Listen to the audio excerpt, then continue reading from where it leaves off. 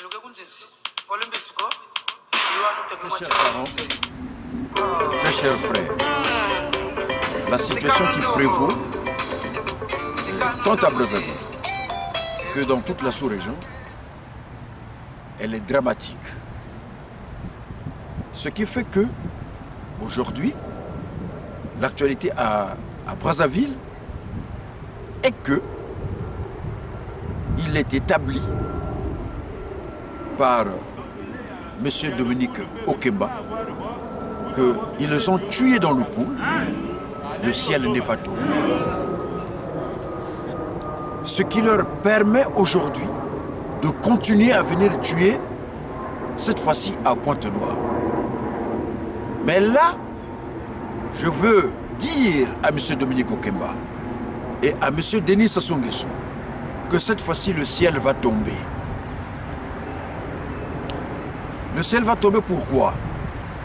Parce que quand, il y a 30-40 ans, il était dit par le feu Ndinga-Oba, Antoine Ndinga-Oba, que Oko montrait la mer à Tati. Le Vili a montré sa tolérance. Il acceptait ça. Mais le Vili n'avait pas compris le message que le ministère de l'Enseignement avait bien voulu faire passer aux enfants de ce pays-là. Que Oko pouvait montrer la mer à Tati. Or, il s'avère que c'est impossible.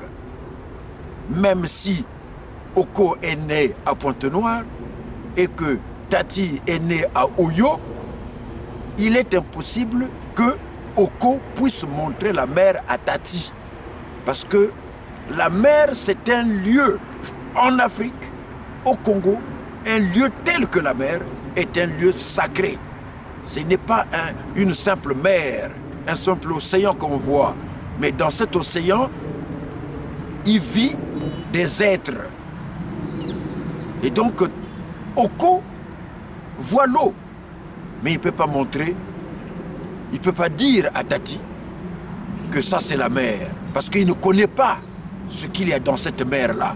On montre à quelqu'un ce qu'on connaît. Pas qu'on voit seulement, mais quand on sait ce qu'il y a dedans, tu peux montrer à quelqu'un. Parce que quelqu'un peut te poser des questions. Et toi tu diras quoi si tu ne sais pas ce qu'il y a dans cette mer-là, dans cette montagne-là, dans ce village-là. Voilà pourquoi quand on a laissé passer cette bêtise-là, quand on a laissé passer cette bêtise, et aujourd'hui, ceux qui avaient dit que Oko montrait la mer à Tati, aujourd'hui, ils viennent maintenant tuer Tati dans son village. On vient tuer Tati dans son village.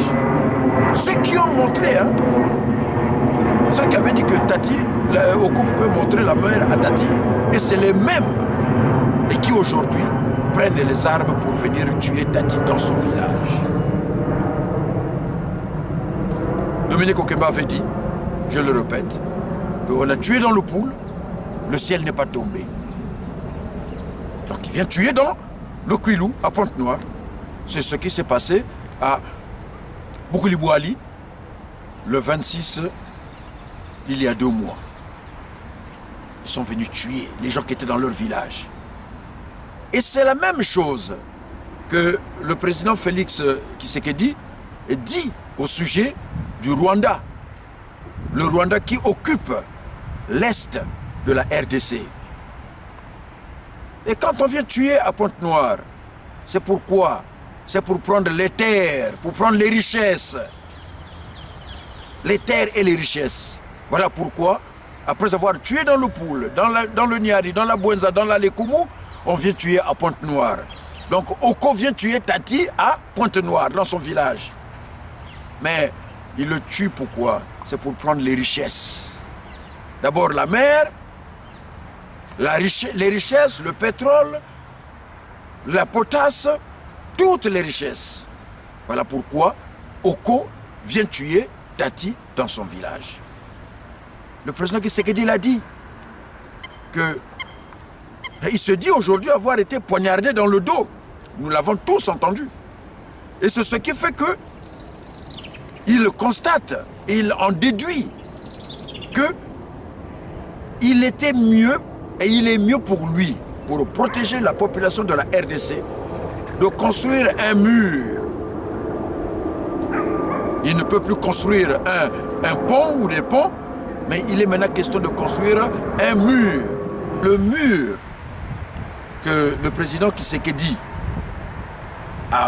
dont il fait le choix pour sécuriser la population de la RDC, les Congolais de la RDC. Mais souvenez-vous que j'ai toujours parlé de ce mur, mais j'ai utilisé un autre mot, c'est la scission. Parce que aujourd'hui, le Rwanda affiche le même comportement par rapport à la RDC que le Nord par rapport au Sud. C'est le même comportement. C'est la même chose. On détruit. Pointe-Noire aujourd'hui est détruit sur le plan environnemental. Mais tout ce qui est détruit sur le plan environnemental, l'argent qui en sort est où? Le barrage de Kouilou n'est pas construit. Or, il s'avère que nous avons tous suivi que la raison de cette... qui a donné l'occasion, qui a donné au président Tshisekedi de parler de l'Est de la RDC, c'était le problème de l'environnement. Mais Kinshasa aujourd'hui, qui a plus de 10 millions d'habitants, cette population pour vivre a besoin de quoi? A besoin d'une source de chaleur pour préparer, pour faire la cuisine, le makala, les koni, pour faire le bois pour faire la nourriture, le charbon pour préparer la nourriture et nourrir la famille, nourrir les enfants. Mais il s'avère que le barrage de Inga que Mobutu a laissé, c'est un bijou que le président Mobutu a laissé à la RDC. Si le président Tshisekedi veut régler le problème de l'environnement en RDC, c'est tout simplement faire tourner en plein régime les turbines prévues pour Inga. C'est ça, Inga est la meilleure et la véritable protection de l'environnement en RDC. C'est Inga. C'est Inga qui est le véritable. Ce qui est la mission, la vocation du barrage de Inga en RDC. C'est la même vocation que le barrage de Kouilou, pour lequel Jean-Félix Tshikaya avait pris les initiatives. Donc, régler le problème du développement économique et social de la population, congolaise d'abord pour lui, et africaine pour toute la sous-région. Et Inga, c'est pareil. On ne peut pas parler de la protection de l'environnement si on n'a pas une source d'énergie qui vient remplacer le makala et qui vient remplacer le koni, avec lequel on fait la cuisine pour vivre. Autrement dit, toutes les forêts de la sous-région vont disparaître parce qu'il n'y a pas une substitution. Monsieur Tshisekedi, c'est quelqu'un qui a vécu en Europe. Et il a vécu, il a grandi en Europe. Donc il le sait, il connaît l'utilité de l'électricité et du courant. Tshisekedi, Félix Tshisekedi, il connaît la nécessité du courant. C'est avec ce courant qu'on fait la cuisine, qu'on fait tout, qu'on se chauffe ici en Europe. C'est avec ça. Les forêts, pourquoi on ne coupe plus les forêts ici en Europe? Mais c'est parce que l'on ne se chauffe plus avec le bois, on ne fait plus la cuisine avec le bois, mais on fait la cuisine avec les réchauds électriques, à gaz et tout. Donc si on veut bien protéger l'environnement, ce n'est pas en utilisant les groupes électrogènes. Allez voir à Pointe-Noire, allez voir à Kinshasa. Pointe-Noire aujourd'hui est polluée par l'utilisation des groupes électrogènes. Alors qu'il y a le barrage du Kouilou qui est là. Pointe-Noire aujourd'hui, et toute la zone qui était forestière, il y a eu la déforestation. Et c'est pareil pour Kinshasa. Il y a une vidéo qui est bien étudiée, bien montée, qui parle de 95% de la population de la RDC qui se nourrit avec, c'est grâce au charbon. Il y en a pour vendre et d'autres qui l'utilisent pour faire à manger. 95% de la population. Et c'est pareil que dans toute la sous-région, dans tout le bassin. Pourquoi? Parce que les barrages qui devraient nous permettre d'utiliser les réchauds électriques, donc nous fournir le courant pour à la fois le développement économique et social des populations, ces barrages ne sont pas construits. Et donc la RDC qui a son barrage laissé par Feu Mobutu, eh bien il faut utiliser ce barrage-là, il faut le mettre à fond pour que ce barrage puisse permettre de protéger les forêts de la RDC. Et c'est la même chose, donc je ne cesse de le répéter, c'est la même chose pour le barrage du Kouilou que nous allons construire.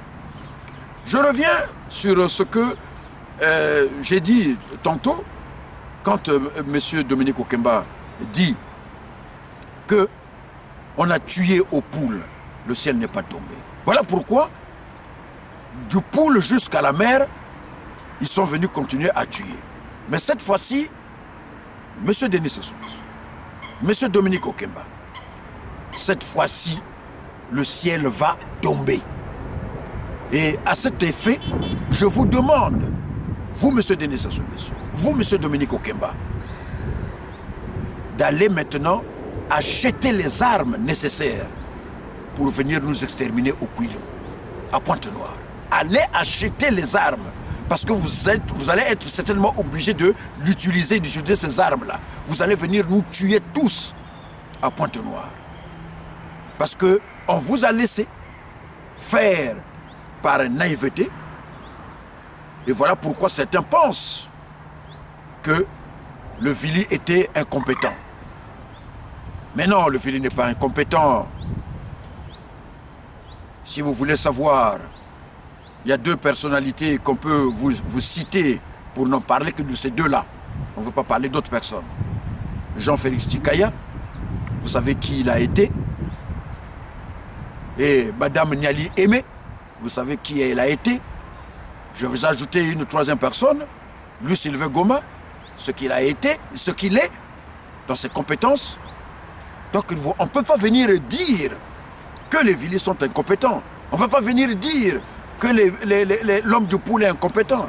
On ne va pas venir dire que l'homme du Niari est incompétent. On ne va pas venir dire que l'homme de la Lekoumou est incompétent. Non. Collinet, on ne va pas dire que Collinet est incompétent. On ne va pas dire que Paka est incompétent. On ne va pas dire que Viodou est incompétent. On ne va pas dire que Jean-Marc Tissel Tchekaya est incompétent. Non, ils ne sont pas incompétents. Tous ces gens-là sont des têtes. Ce sont des têtes. Ce n'est pas ça ceux qui les ont envoyés faire les études. Mais ces gens-là ils ont étudié, ils ont des compétences, ils ont des consciences. Le problème c'est lequel? C'est qu'ils n'ont pas de pouvoir. Et ils sont naïfs. Ils ont pensé, ces gens-là, tous ces gens qu'on a dit, qu'on prétend dire qu'ils étaient incompétents, ils ont pensé que nous allons construire ensemble le pays. Je le répète parce que non seulement qu'il y a l'audio que nous avons tous suivi, il faut le dire, hein, par qui est venu de notre frère Luemba depuis l'Afrique du Sud. Mais en dehors de cette vidéo, de cet audio-là, il y a d'autres vidéos, d'autres audios. On traite, notre frère Déco l'a dit, pas naïvement, mais il a dit que le Vili était incompétent. Non. On était là, on avait accepté, ceux qui ont accepté de travailler comme toutes les autres tribus, les autres ethnies, d'autres régions. Ils ont voulu travailler pour construire une nation. Mais cette nation, n'oublions pas, on a une histoire. Ce qui s'est passé dès le 28 novembre 1958 à Pointe-Noire. quand le jour où on devrait proclamer la République, il y a eu la scission. La scission est partie de là, qui a fait face, qui a fait jour. La scission est née depuis le 28 novembre 1958 à Pointe-Noire. Mais le 28 novembre 1958 à Pointe-Noire a une conséquence immédiate. C'est ce qui s'est passé en janvier-février, disons février plus précisément, 59. Et avant 59, même avant le 28 novembre 58, pardon, il y a eu le 15 octobre 58 à Brazzaville, une réunion qui s'était tenue et pendant laquelle le MSA de Jacques Opango avait bien décidé de procéder à la scission du Congo, c'est-à-dire de rattacher la partie septentrionale du Congo à l'Ubangi-Chari, l'actuelle RCA. Donc on ne peut pas venir aujourd'hui accuser, colliner, accuser Madame Tchichele, Paka, Viodo d'être des incompétents, oui, ceux qui les entourent, d'être incompétents. Non, ils ne sont pas incompétents. Même Denis Sassou Nguesso n'est pas incompétent. Denis Sassou Nguesso, vous voyez qu'il a le pouvoir, qu'il a pris par les armes. Vous ne voyez pas qu'il y a quelques jours, il a été inauguré, non seulement qu'il a inauguré ces tours qui ne servent à rien, mais il est allé inaugurer un lycée aussi moderne, plus moderne même que les salles d'université à Brazzaville. On l'a tous vu. Donc on ne va pas dire que M. Denis Sassou Nguesso est incompétent. Non, il sait ce qu'il fait. Il le fait chier, il le fait souffrir. L'homme du Sud. C'est ça l'objectif. C'est faire chier, faire ramper, faire écraser l'homme du Sud. Ce n'est pas qu'il est incompétent, non. Sinon, il n'écrirait pas les livres, Collinet. S'il était idiot, s'il était incompétent. Mais c'est qu'il n'a pas le pouvoir. Il est mis là pour un objectif bien précis. C'est pas pour qu'il travaille. Si Collinet avait tout le pouvoir pour travailler, il aurait travaillé. Si Sokolati Poiti qui était Premier ministre, avait tout le pouvoir pour pouvoir travailler, il aurait travaillé. Et si Clément Mwamba avait été là et qu'il avait tout le pouvoir pour pouvoir travailler, il aurait travaillé. Et nous avons toute une... Jean-Pierre Tshisekedi, c'était pareil. Les Soumbou, François, tout ce monde-là, ils auraient pu travailler comme il se doit. Les Tati Loutard, mes très chers frères, pour me répéter, nous avons tous... Ça dure un peu trop longtemps, cette affaire de qualifier les Vili, de par ricochet, l'homme du Sud, d'être incompétent. Non, l'homme du Sud n'est pas incompétent. Le Vili n'est pas incompétent. Ce sont des gens, l'homme du Sud et les Vili, ce sont des gens qui ont cru à la nation. Ils ont pensé qu'on pouvait construire la nation avec tout le monde. Bien que ceux-là qui avaient compris que la nation n'était pas possible, ceux qui avaient compris, hein, ils avaient pensé déjà. Hein, c'est le MSA de Jacques Opango qui, dès le 15 octobre 1958 à Brazzaville, avait décidé de rattacher le nord du Congo à l'Ubangi-Chari. Nous sommes le 15 octobre 1958 à Brazzaville, lors d'une réunion des ensembles des partis politiques au Congo. Et donc le Sud, qui avait toujours pensé qu'on pouvait construire la nation ensemble, et c'est pour ça que jusqu'à ce jour, ils ont pensé que non, on peut faire l'effort de continuer à travailler ensemble. Or, il s'avère que M. Denis Sassou Nguesso et tout le nord du pays, qui sont dans une autre dynamique. La dynamique du Nord est de conserver le pouvoir, de l'avoir pris par les armes à plusieurs reprises et de le conserver à tout prix, jusqu'à penser que, après M. Denis Sassou Nguesso, c'est son fils. Et si ce n'est pas son fils, il y a l'autre frère du Nord, Jean-Dominique Okemba, qui s'est permis de dire que nous avons tué aux poules, le ciel n'est pas tombé. Et voilà pourquoi ils sont arrivés jusqu'à Pointe-Noire. Mais cette fois-ci, retenez-le, que prenez maintenant les armes, venez maintenant nous tuer tous à Pointe-Noire. Préparez-vous pour venir nous tuer, nous exterminer. Et donc, quand on traite les gens d'incompétents, je ne suis pas de ceux-là. Le Vili n'est pas incompétent. l'homme du Sud n'est pas incompétent. Pour preuve, je vais vous citer quand même quelques noms pour vous montrer que tout ce monde-là a pensé et a cru à la nation. Et c'est pour cela qu'ils se sont permis de travailler ensemble avec l'homme du Nord, malgré les conditions dans lesquelles il a pris le pouvoir. Mais cette fois-ci, ils ont compris. Et c'est qui parmi ceux-là?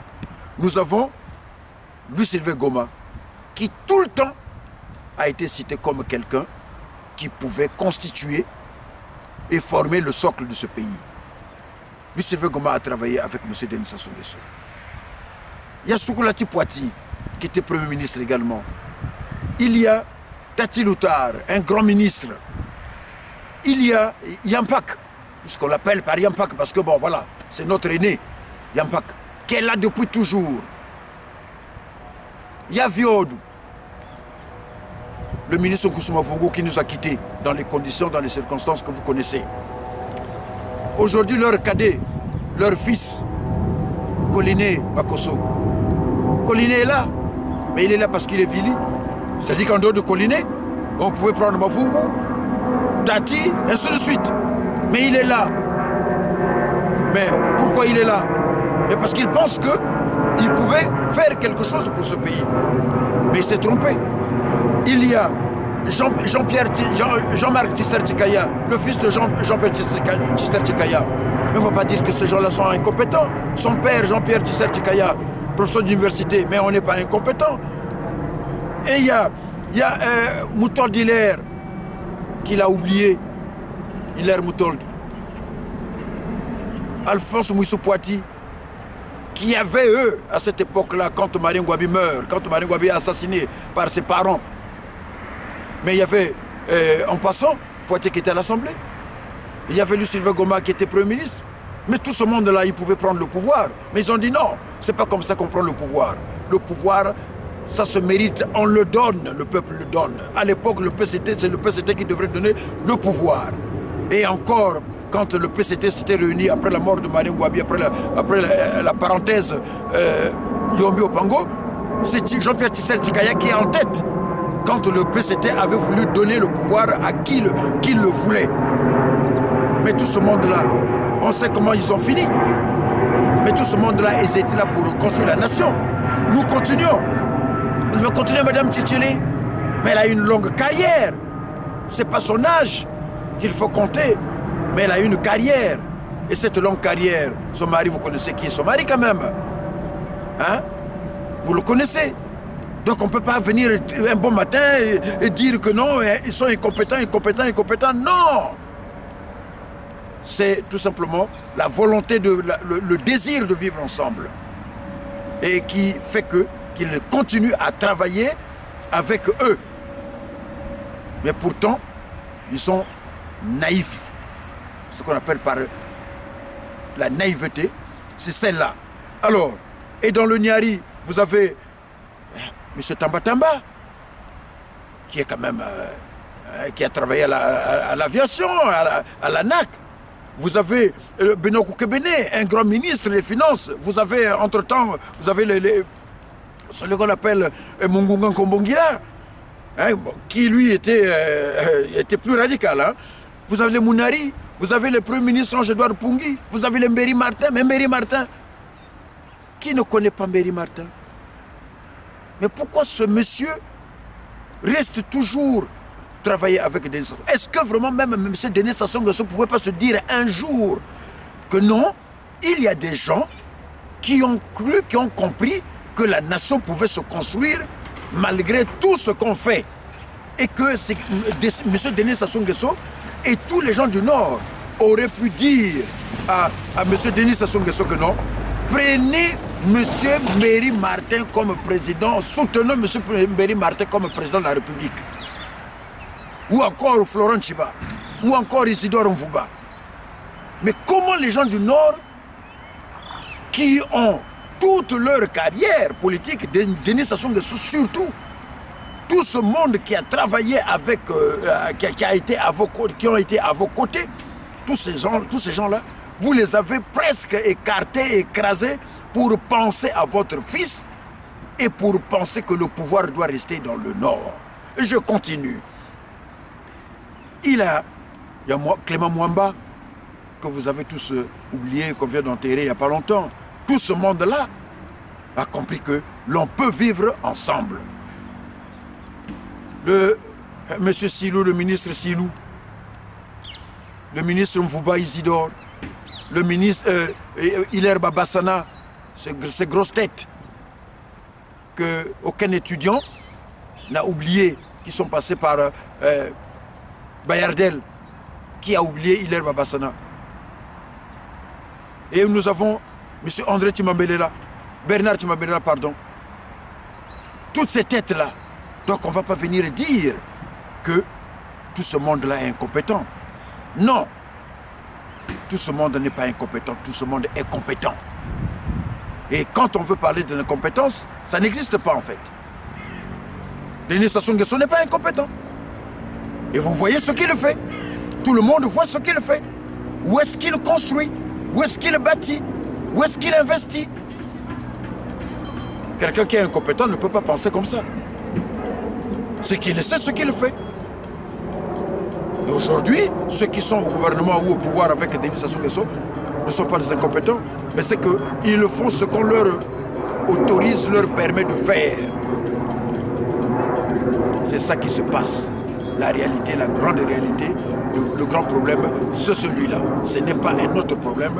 Donc il n'y a pas un problème de parler d'un problème de compétence, mais tout le monde est compétent. Voilà pourquoi je dirais aujourd'hui qu'il est très important de savoir distinguer entre incompétence et celui qu'on appelle, bon, faisons le bon sens, nous voulons construire une nation. Eux, ils ont pensé qu'il fallait construire la nation. Mais ils ne sont pas des gens incompétents. Aujourd'hui, quand M. Étienne Tshisekedi il parle, il prend la décision de dire que non, entre faire le pont et faire le mur, qu'est-ce qu'il doit faire?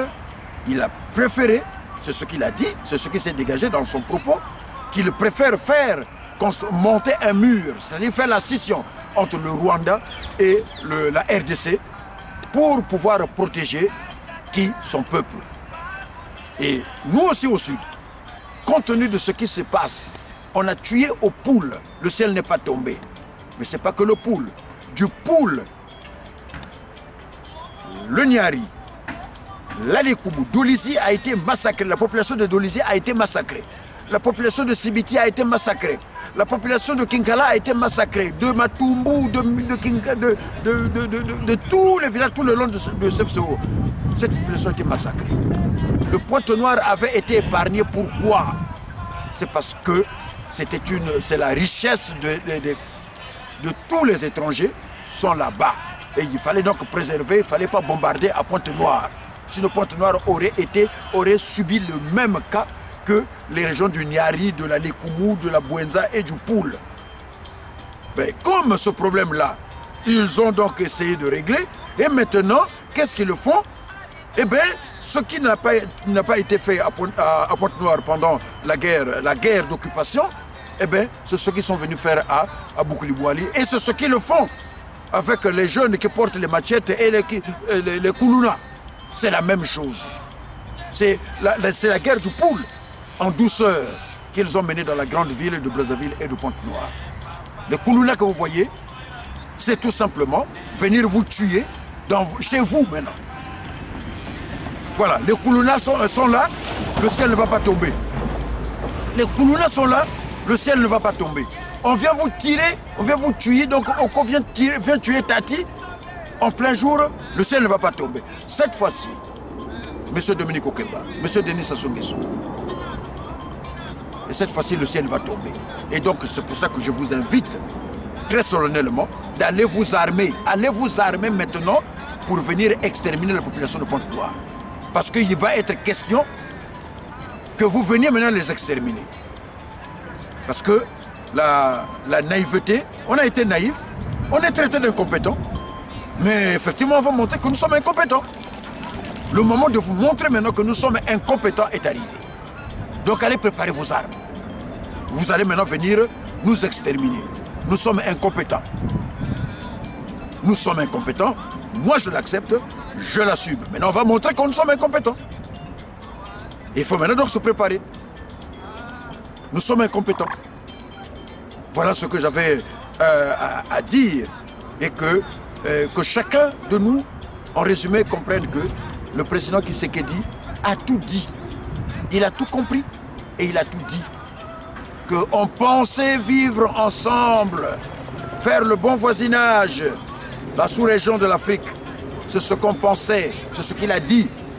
Mais or, il y en a qui se comportent en assassins et sont venus le poignarder dans le dos, alors que nous sommes des amis. Et dans le sud, c'est pareil. Nous avons pensé qu'on pouvait construire dans la paix cette nation que la France a fabriquée. C'est le mal donc de la France, c'est d'avoir fabriqué un pays dans lequel les gens à l'intérieur ne s'aimaient pas, ne se connaissaient pas et ils ne pouvaient pas vivre ensemble.